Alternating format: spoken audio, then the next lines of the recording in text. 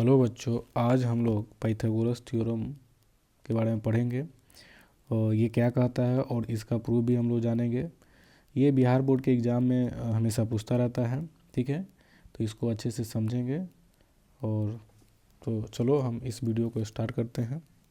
तो Pythagoras theorem क्या कहता है कि किसी भी समकोण त्रिभुज में जो कर्ण का वर्ग होता है वो अन्य दो भुजाओं के वर्गों के योग के बराबर होता है, ठीक है। तो कर्ण क्या होता है? जो 90 डिग्री के सामने वाली भुजा है उसी को हम लोग कर्ण कहते हैं और अन्य दो भुजाएं के स्क्वायर के वर्ग के बराबर हो जाएगा। तो यहाँ पे हम लोग लिखे हैं कि कर्ण का स्क्वायर बराबर लंब के स्क्वायर प्लस आधार का स्क्वायर, ठीक है। इसी स्टेटमेंट को हम लोग इस तरीक़ा से लिखे हैं। यहाँ पे कर्ण क्या है? AC है और अन्य दो भुजाएं AB है और BC है, तो ये AB के स्क्वायर प्लस BC के स्क्वायर हो गया। इसी को हम लोग H स्क्वायर बराबर P square plus B square लिखते हैं। क्यों?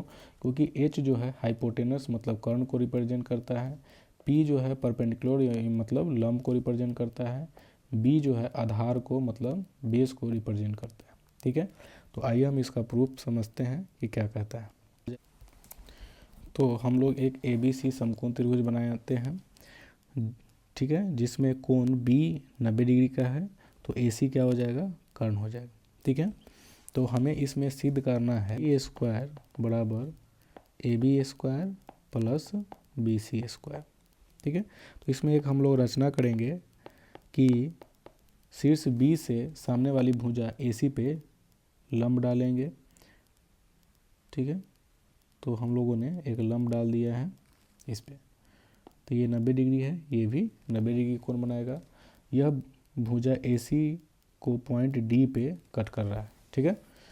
तो यहाँ पे हम लोग लिखते हैं BD परपेंडिकुलर AC है। तो चलो अब हम लोग प्रूव करते हैं। तो प्रूव करने के लिए हमें दो त्रिभुज को समरूप दिखाना होगा और जब समरूप होंगे तभी इसकी संगत भुजाएं भी समानुपातिक होंगे। तो त्रिभुज ABC और त्रिभुज ADB में देखते हैं। इसमें क्या देखते हैं कि कोण ABC बराबर है कोण ADB के। क्यों? क्योंकि दोनों का मान 90 डिग्री है, ठीक है।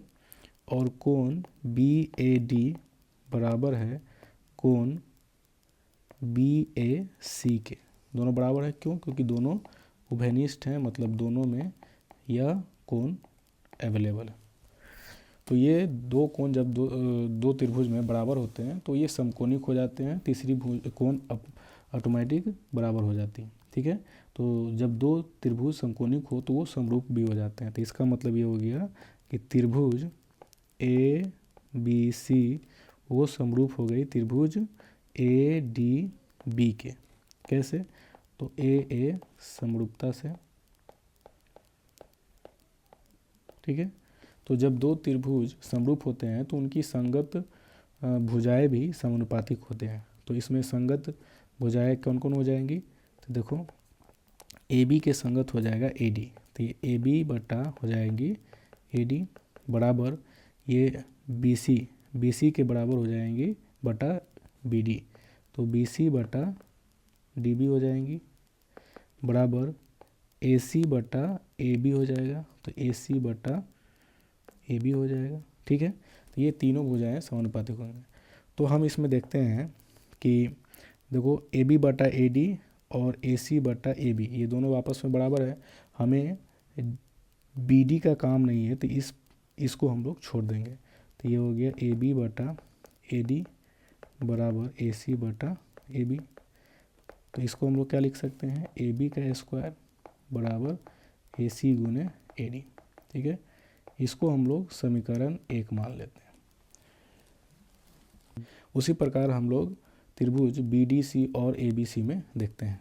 तो त्रिभुज BDC और त्रिभुज ABC में इसमें भी कोण ABC बराबर है कोण BDC के।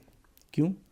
क्योंकि ये दोनों जो है वो 90 डिग्री के बराबर है और कोण C दोनों में उभयनिष्ठ है, ठीक है। तो यहाँ पे लिखेंगे कोण BCD बराबर है कोण BCA के। ये दोनों क्या है, उभयनिष्ठ है। तो ये भी समकोणिक हो गए दोनों त्रिभुज।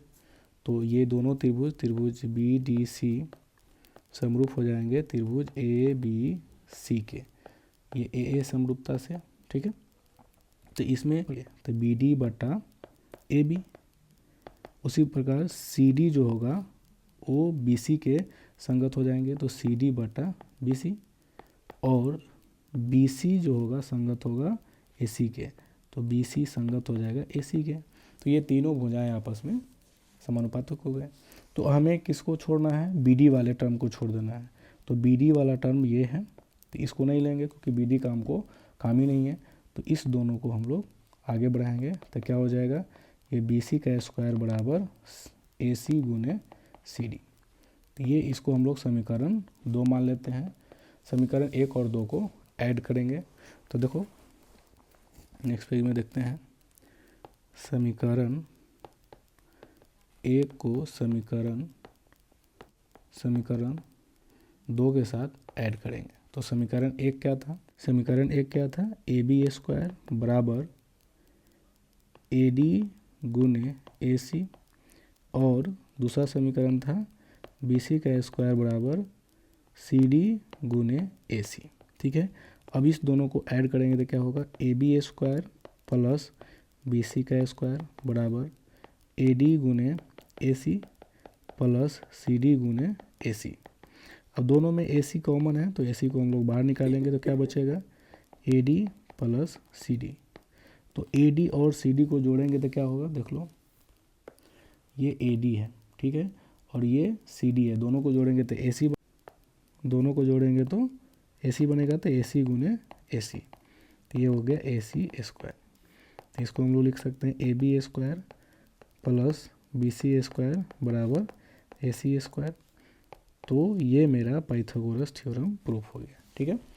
अब इसको हम लोग बोधायन प्रमेय भी बोलते हैं, बोधायन प्रमेय भी कहा जाता है। बोधायन एक भारतीय गणितज्ञ थे। उनका भी स्टेटमेंट का मतलब यही था, उनका स्टेटमेंट था कि किसी भी आयत का जो विकर्ण होता है उससे बने वर्ग का जो क्षेत्रफल होता है वो आयत के 2 आसन्न भुजाओं के द्वारा बने वर्ग के क्षेत्रफल के बराबर होता है। जो ये दोनों स्टेटमेंट का अर्थ एक ही होता है, ठीक है। तो चलो, अगर नहीं समझ में आया हो कुछ भी तो आप कमेंट में ज़रूर लिखना, फिर उसको हम लोग समझेंगे, ठीक है।